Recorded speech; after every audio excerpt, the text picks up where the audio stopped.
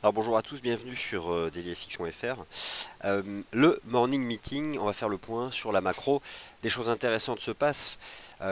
Techniquement parlant, les paires de devises majeures, il y a des belles stratégies. L'USD Yen, on va en reparler. Il y a encore de quoi tenir cette stratégie d'achat proposée lundi dernier.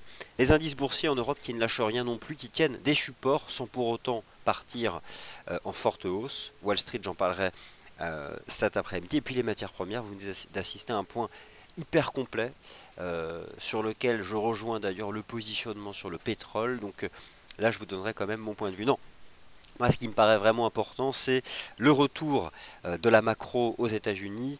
La Réserve fédérale redevient le thème majeur pour le marché. Pourquoi? Eh bien, parce que un thème d'inquiétude semble écarté.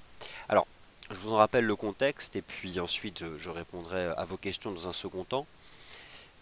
Au premier trimestre, donc c'est toute la période économique qui s'étend sur les mois de janvier, février, mars, le rythme de la croissance économique aux États-Unis a ralenti. Alors, on ne parle pas de croissance négative aux États-Unis, juste d'une croissance qui existe, mais qui ralentit. Ce qui a amené le marché à prendre quelques bénéfices sur le dollar américain. Alors, c'était pas la chute libre, mais prenez le dollar américain depuis la fin du mois de janvier, il a baissoté, il a progressivement baissé, ce qui a valu d'ailleurs à l'euro-dollar, mais pas seulement parce que dans l'euro-dollar, il y a aussi l'euro qui n'est plus baissier, mais ce qui a quand même aidé l'euro-dollar à passer de 1,08 à 1,16, 16 dollars pour être précis, au début du mois. Et puis depuis 2 semaines, rebond du dollar US pour une double raison. La première, celle qui est la plus simple à visualiser, c'est l'aspect technique. L'indice dollar US suivi dans les grandes salles de marché, chez les gérants dans le monde entier, le DXY, support majeur, rebond. Donc ça c'est un phénomène technique qu'on peut voir venir, un simple d'abord processus de rachat de short. Mais ce qui est devenu intéressant, c'est que derrière cette reprise du dollar américain est venue en trame de fond une macroéconomie en avril sacrément solide. Alors, ça avait mal commencé, hein. Tout d'abord, on avait eu la publication de chiffres décevants sur les créations d'emplois aux États-Unis au mois d'avril. Alors, selon l'ADP ou le NFP, nous n'y étions pas. Et puis, qu'est-ce qui est venu à nouveau se rappeler euh, au marché? Eh bien, la solidité de la consommation des ménages aux États-Unis. Alors, dans les économies avancées, la consommation des ménages, ça fait l'essentiel du produit intérieur brut. Bon, c'est l'agrégat qui est retenu, hein, et donc calcule le taux de variation pour déterminer la croissance économique. Mais aux États-Unis, c'est beaucoup plus important que ça. La consommation des ménages, le marché intérieur américain, est le cœur de la croissance économique aux États-Unis. Prenez l'économie allemande. Bon, bien sûr qu'il y a la consommation des ménages, mais il y a le commerce extérieur. Prenez la Chine, il y a encore un équilibre entre les exportations, le commerce extérieur et la consommation des ménages. Mais aux États-Unis, le cœur de la croissance, c'est la consommation des ménages. Alors simplement un indicateur qui a été publié vendredi dernier, l'indice de confiance du consommateur américain selon l'Université du Michigan au mois de mai, largement supérieur aux attentes. Je peux encore vous citer la semaine dernière les ventes au détail au mois d'avril. Et au final, ces bonnes statistiques d'inflation ont amené des membres importants de la Réserve fédérale des États-Unis, donc des personnes qui votent, qui font partie donc du FOMC, cet organe exécutif de la Banque centrale américaine, à se prononcer pour une action de la Fed, une seconde action, probablement pas en juin, si l'on en croit les probabilités implicites, qui sont basées donc sur le prix des contrats futurs négociés à Chicago, donc sur le taux d'intérêt des Fed Funds, ça c'est le sous-jacent, à se projeter donc pour une seconde hausse de taux de la Fed en juin. En septembre, autant pour moi. Alors, vous avez sous les yeux l'agenda des réunions de la Fed. Donc le marché se projette sur le 21 septembre. Alors, ça c'est donc l'aspect fondamental. Simple, on n'ira pas au-delà, pas économiste, donc je vous livre ce résumé. Alors, par contre, j'accède pas à vos questions, je vais essayer de regarder pourquoi. Euh, Juste regarder une chose, non c'est pas ça, hop. Alors, attendez, je vais juste dire bonjour à tous dans la section commentaires pour être certain que je puisse accéder à vos questions.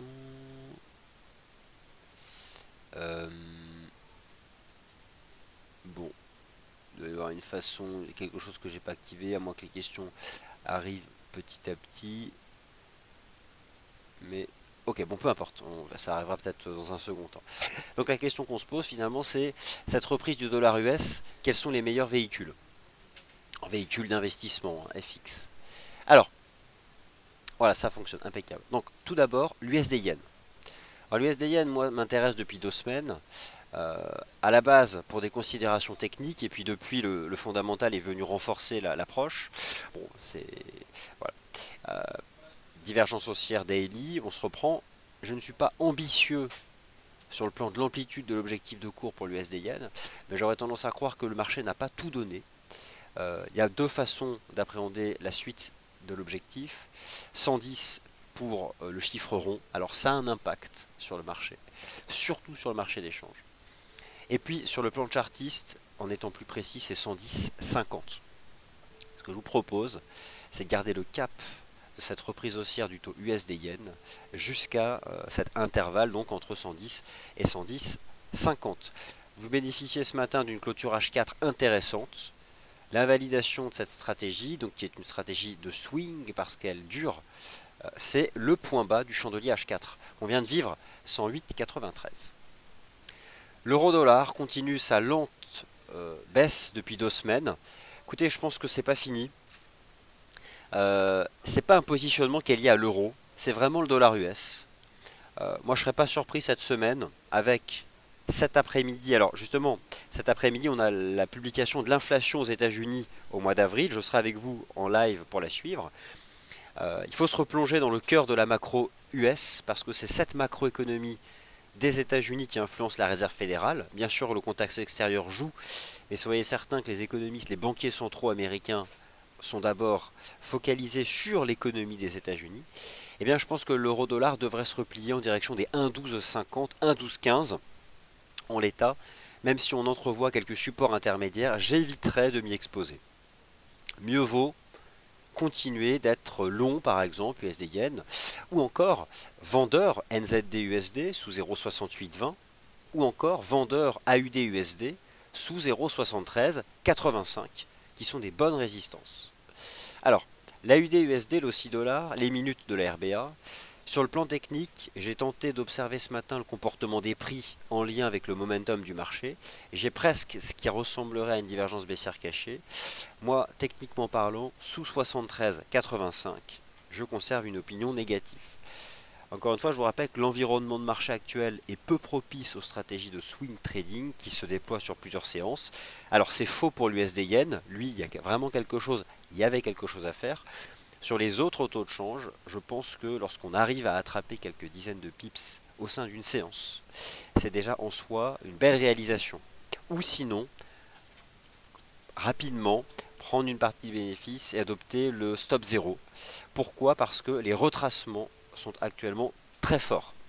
Et les retracements, forcément, ça nuit au swing trading. Parce que le swing trading, c'est du suivi de tendance. Et donc à ce moment-là, on accompagne la position avec un stop win. Sauf que quel est l'ennemi numéro 1 du stop win? C'est le retracement. Si le retracement est trop fort, le stop win est touché. Donc il faut se méfier. Alors, l'USD CAD, j'en ai parlé tout à l'heure, il s'est mis en range. Bon, on est entre 1,2750 et 1,30, MM20 arrive. Si on dépasse 1,3050, je pense qu'on pourra aller vraiment au-delà, et puis ça ira, hein. Donc, si on dépasse un 30, vous savez, on ira chercher un 32. Alors, une stratégie qui me semble intéressante, mais je me méfie parce que le pétrole est solide.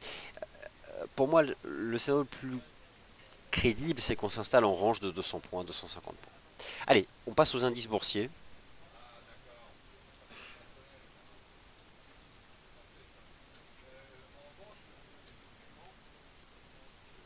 Alors n'oubliez pas aujourd'hui la publication de l'inflation aux États-Unis, c'est le chiffre majeur du jour. Alors je vous rappelle qu'aux États-Unis, l'inflation, à la différence de la zone euro, il n'y a pas deux lectures, il y a un chiffre. Un chiffre. Que je vous dise pas de bêtises quand même, mais c'est ça, il y a un seul chiffre.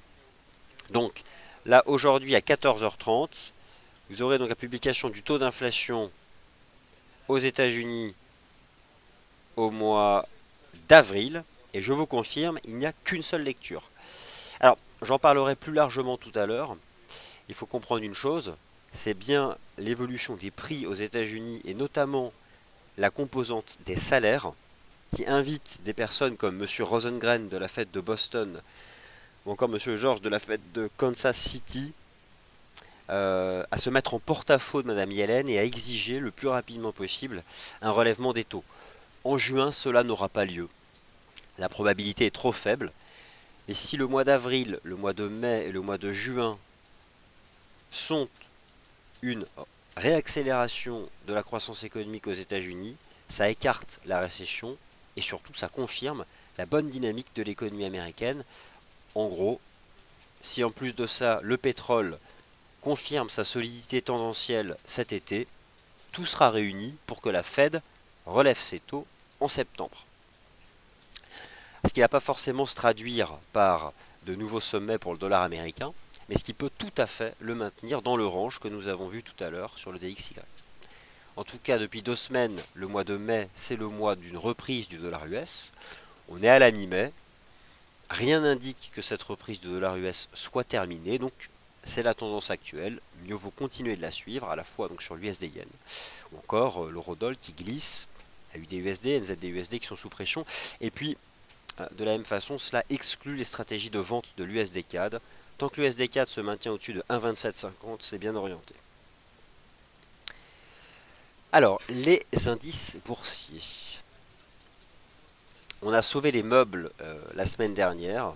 Il n'y a pas de décrochage. Je pense qu'on peut écarter un scénario en biseau en Europe. Un certain nombre de supports ont tenu. En réalité, ce sont les bases de la reprise de début février dernier. Le CAC 40 et ses 4230. Le DAX qui, bon, malgré tout, c'est un peu moins propre et qui ne décroche pas. Je vais revenir moi ici sur le DAX en données 4 heures et on va le mettre en plein écran. Pardonnez-moi. La dernière fois que je vous ai parlé du DAX, c'était donc dans le rendez-vous des scalpers vendredi dernier, en vous proposant donc à nouveau, j'avoue, une stratégie d'achat sur les 9750 points, l'ultime support. Il a tenu mieux que ça, il a relancé les cours, mais voilà, nous sommes toujours couverts par cette ligne chartiste. Alors, je ne vais pas faire 2 fois la même erreur. J'avais trop anticipé ici la capacité du marché à casser la ligne de tendance. Ce n'a pas été le cas. Alors, je m'intéresse au support. J'observe la résilience haussière de ces marchés actions de la zone euro, favorisée aussi par la baisse progressive de l'euro-dollar depuis le rejet sous les 1,1616, le maintien du pétrole dans de bonnes dispositions techniques depuis 6 semaines maintenant. Donc, on essaie sur support vendredi, là on tête des résistances. Vous avez sur le GR30 un range 9750-10109. Ce marché aura réellement une capacité technique de monter davantage si on dépasse les 10110. Donc voilà, là on est en plein milieu du range, les moyennes se sont mises à plat, là il n'y a pas de timing, nous sommes d'accord, sinon ce serait du surtrading. Donc c'est résilient, au-dessus de 9750, le scénario principal reste de nouveaux sommets. Le CAC, c'est le cas au-dessus des 4244. On voit mieux le support en données hebdomadaires, c'est propre. Mais voilà, il faut quand même rester méfiant, mais en même temps, on a tenu les supports. Moi, finalement, c'est ce que j'avais envisagé sur les indices boursiers, la capacité de Wall Street à remettre une jambe haussière, ça tarde mais ça casse pas de support, et surtout la capacité des indices boursiers européens à tenir les supports, sans pour autant partir dans une réelle phase directionnelle. Parce que, prenons du recul, que font les indices boursiers de la zone euro depuis début février? Mais un range. Donc, aux États-Unis, on a bien monté, en Europe, on s'est mis en range. On ne casse pas de support. Il y a presque eu un piège la semaine dernière, mais finalement, on tient des niveaux de support horizontaux. Si je reviens sur l'Eurostock 50 en données 4 heures, cette ligne de tendance, les baissiers, entre guillemets, lorsqu'on la brisait, pensaient que ça allait décrocher. Le marché n'a pas décroché. Et on se maintient en range. D'ailleurs, le RSI H4 oscille autour de 50. Donc voilà, je dirais que c'est pas hyper directionnel, mais il y a quand même un enseignement. Le marché fait le choix de tenir des supports. Après, voilà, c'est pas l'euphorie, hein, donc faut faire attention. En fait, on tient la base du rebond de début avril. Je trouve que sur le DAX, c'est plus propre. Non, ce qui serait vraiment techniquement haussier sur le GR30, c'est de dépasser les 10 100. Là, on est revenu en plein milieu du range. Je vais me mettre en données horaires. Bon, voilà, on voit que 10 110, on s'en est approché. Là, on a une séquence de reprise depuis le vendredi 13. Mais en même temps, on retape ici. Donc, au final, hein, en données horaires, on a vraiment ce range de 350 points. Le Bund ne lâche rien, c'est bien repris début mai, tape maintenant cette résistance. Bon, il s'est mis en position d'attente. Le rendement du Bund tend à nouveau vers zéro, hein, donc à un moment ou à un autre, euh, le prix est très cher. Je vous rappelle, hein, vous savez comment marche une obligation. euh, le prix d'émission, c'est 100. Bon, c'est pas réellement 100, mais lorsqu'on est remboursé, c'est 100. Ça vaut 163. D'accord. Le rendement est proche de zéro. On peut parfaitement envisager un Bund rester durablement dans cette zone-là. En tout cas, c'est pas baissier tant qu'on se maintient au-dessus de 160. Vous parlez du pétrole maintenant, puis après je vais répondre à vos questions. N'hésitez pas à laisser des questions pour les paires croisées, les paires mineures. Il y en a beaucoup, mais je ne sais pas si l'euro AUD vous intéresse, le GBP4. Laissez simplement le titre dans le chat, ou laissez-moi une question s'il vous plaît. Est-ce que vous pouvez parler de l'euro AUD? Voilà. Et là, je l'évoquerai. C'est le moment, allez-y. Hein, moi, je réponds à toutes les questions là, sur ce créneau horaire.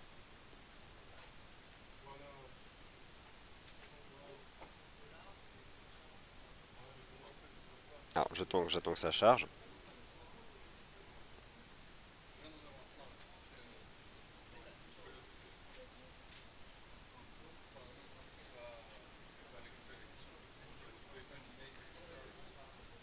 Alors, ça charge.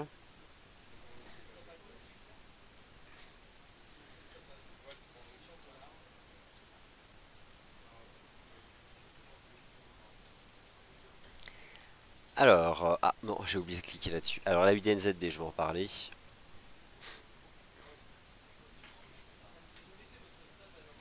Alors, le pétrole. Alors, moi, le pétrole, je suis tout à fait en osmose avec la vue de marché que vous propose notre analyste Yoav. J'en ai beaucoup parlé la semaine dernière. Il me semble même que le 10 mai, je vous ai proposé une stratégie positive d'achat en gérant le risque sous 42. Pourquoi? Parce qu'on était proche d'un support avec cette superbe divergence haussière standard en H4. Elle a complètement produit ses effets. On a monté et objectif atteint, écoutez. Je visais 48,26. On y est. Objectif atteint. C'est propre depuis la sortie ici du range. C'est pour ça que même si le dollar US est fort, l'USD4 s'est mis en range. Donc là, on a atteint un objectif. C'est possible qu'on fasse un pullback sur 46,75. Attention, il n'y a pas de divergence. On peut pousser vers 50 dollars. Le marché est dans une tendance haussière depuis mi-février. Et en réalité, essentiellement depuis la cassure des 35. Donc là, c'est propre. T'es sorti par le haut d'un biseau. On a tapé la résistance. On a fait un flat. On a passé. Pardonnez-moi. Pardonnez-moi. Désolé, je sais que ça peut être très dérangeant, surtout lorsque c'est proche du micro. Donc on a fait cette cible chartiste, 48-26. Je pense qu'on peut avoir un petit reflux, mais derrière on ira chercher les 50 dollars. Donc ça, techniquement parlant, c'est très intéressant. Et l'once d'or, écoutez, en dépit de 2 semaines de rebond du dollar US, alors il ne fait pas de nouveau plus haut, faut pas déconner, mais il casse pas de support. Donc voilà, il s'est mis en range. Le jour où le dollar US fera une petite temporisation, il repartira. Là, il s'est mis en range. Voilà, les moyennes entre 1258 et 1300. Mieux vaut éviter de le vendre. Il tient très bien. L'année 2016 voit le retour de l'or en tant qu'actif de diversification dans les portefeuilles. Par contre, mieux vaut éviter de s'y exposer maintenant. Il faut laisser les moyennes mobiles remonter en weekly. Le dollar US finir sa reprise. C'est pas encore le cas. J'en attends pas grand chose à part cette mise en range. Donc, c'est vrai que la matière première réellement intéressante reste le pétrole parmi toutes les matières premières industrielles. Bon, puis Yoav vous a proposé quelque chose de plus complet, donc je le laisse couvrir cela. Alors, je repasse sur le Forex et je vais répondre à vos questions sur le FX.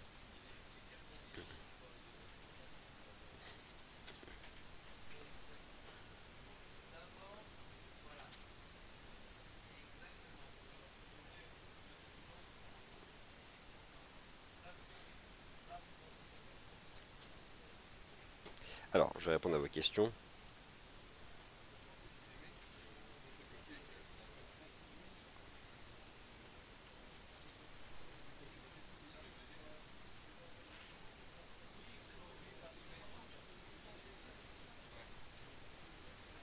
Alors,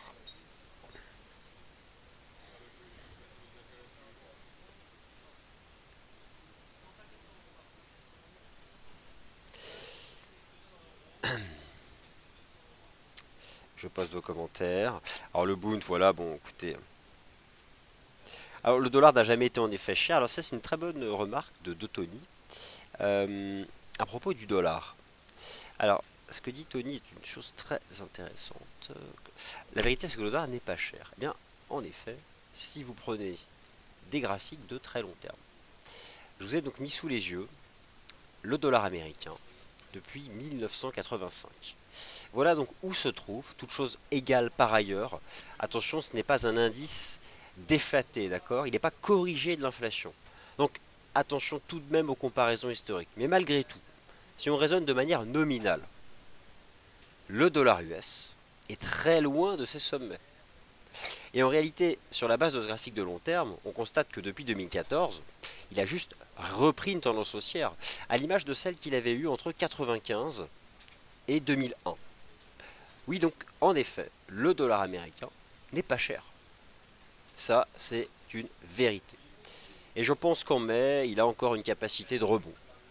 Il y a la place pour voir le dollar US rebondir. Voilà. Merci donc pour ce commentaire, Tony. Alors bonjour Vincent, quel est le seuil de validation de ton scénario baissier? Bonjour Jean Habre, alors sur quel actif, s'il vous plaît? Sur quel actif? Sur l'euro-dollar. Ok, alors attention, donc, bonjour Jean Habre. Alors sur l'euro-dollar, dites-vous bien une chose, c'est la paire majeure qui m'inspire, façon de parler, il n'y a pas d'inspiration en bourse, il y a une méthodologie, le moins. Sur l'euro-dollar, si vous avez remarqué, depuis 2 semaines, je ne propose rien. Alors pour quelle raison? Pourquoi? Parce que je n'ai pas fait partie des analystes ayant proposé des ventes sur un 16. Donc ça c'est un fait, hein. Je n'ai pas proposé cette stratégie, et ceux qui l'ont fait ont eu raison. Moi, je n'en fais pas partie. Et donc le marché a glissé. J'observe cette glissade et je n'ai rien proposé de stratégie parce que j'ai pas eu de timing et puis j'ai pas réussi à le faire. Donc ce que je peux simplement en fait dire sur l'euro dollar, c'est que en l'état, dans cette phase de marché qui est légèrement baissière, je me méfie des stratégies d'achat et je me méfie des supports intermédiaires. Et en m'appuyant sur le graphique weekly, vu la MM 20 semaines un peu éloignée des cours et cette shooting star ici weekly, j'ai le sentiment qu'on peut revenir à la base de ce chandelier qui était sur du 1,12-16. Mais j'ai vraiment, je suis très très partagé sur l'euro-dollar. En l'état, je vois pas de divergence particulière. On peut probablement tracer depuis les 1,16 un canal. Après voilà, moi je l'ai manqué hein, l'eurodoll. Je me suis reporté sur d'autres stratégies, mais j'ai pas été dedans. J'ai pas été affûté hein, sur ce marché. Là, je vois qu'il glisse. Mais c'est en même temps, il n'y a pas de biseau, hein, on continue de glisser. Alors, pour répondre à votre question, Jean Habre, l'invalidation, ce serait un marché capable de refranchir une résistance. J'ai deux possibilités, mais je vais être agressif. Écoutez, si on refranchit un 14, c'est terminé. On remonte. Et encore, est-ce que l'euro-dollar ne se satisferait pas de ce range sous un 14, je vais viser un 12-15. Vous voyez, c'est même pas dans les cordes du money management, donc c'est pas une vraie stratégie. Ce n'est même pas une. Ce serait faux de dire le contraire. Allez, je continue. GBP AUD et CAD Yen. Alors GBP AUD, j'ai été haussier, essentiellement sur le dollar australien. Ça a bien monté, les moyennes mobiles, les principales sont loin. Attention, c'est suracheté, mais ça diverge pas. Ça reste tout à fait solide. Mais attention, ça monte depuis 1, 2, 3, 4, 5 semaines. Techniquement parlant, le RSI Weekly revient à 50, il peut reprendre 50. En cours de clôture, l'objectif final, ce serait 2,01. Bon, ça va être 2. Alors, d'un point de vue tendanciel, je pense qu'on peut remonter à 2. D'un point de vue maintenant de la dynamique ou du timing, ça commence à s'arrondir, le marché se met à plat. Regardez la perfection de MM20 et MM50H4. Mais MM50H4 tient les cours, MM20 maintenant on la travaille. On se met à plat. Bon, moi j'aurais tendance à croire qu'on tiendra pour de bon les 1,95 et qu'au-dessus on peut monter à 2.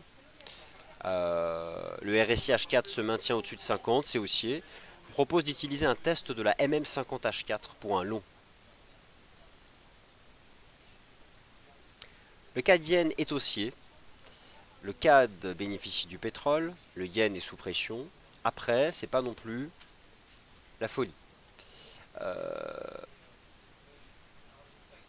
On a quand même cet avalement baissier dont la base à 84,60 agit sur les cours.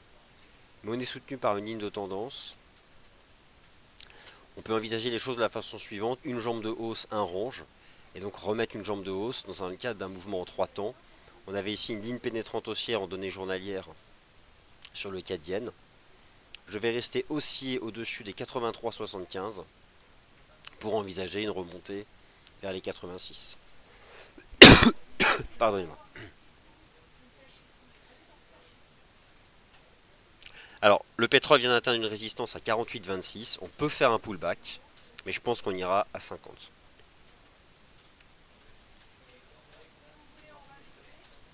Alors, le dollar US en données annuelles. Alors, le problème, donc, la donnée annuelle, c'est que on aura le chandelier annuel en fin d'année. Moi, je ne l'ai pas ici, mais. Ah oui, depuis 86, il baisse, c'est certain, mais bon, là, on s'intéresse à la dynamique récente. Alors, le NZD USD Brown Teddy, donc, nous montre le NZD USD, puis après, je ferai l'AUD NZD. Toujours, écoutez, alors ça décroche pas, mais toujours baissier sous 68,20, la ligne de coup du double top. Et regardez comment on la travaille, hein. Et on reste en dessous. Cliquez sur le graphique de Brown Teddy, qui est très intéressant avec les Shimoku là. Alors la UDNZD, écoutez, bon, moi je vous ai proposé une stratégie invalidée qui a d'abord monté, mais qui a tellement retracé que c'est un échec, on va pas se cacher. On tient malgré tout cette ligne de tendance. Je suis en train de me demander si on n'est pas en train de la tenir pour de bon avec l'amorce d'une divergence haussière, mais rien n'est fait, tout ça n'est potentiel, rien n'est actif, ça peut encore tout casser. Donc pas de nouvelle stratégie, mais attention à quelque chose qui serait trop baissier.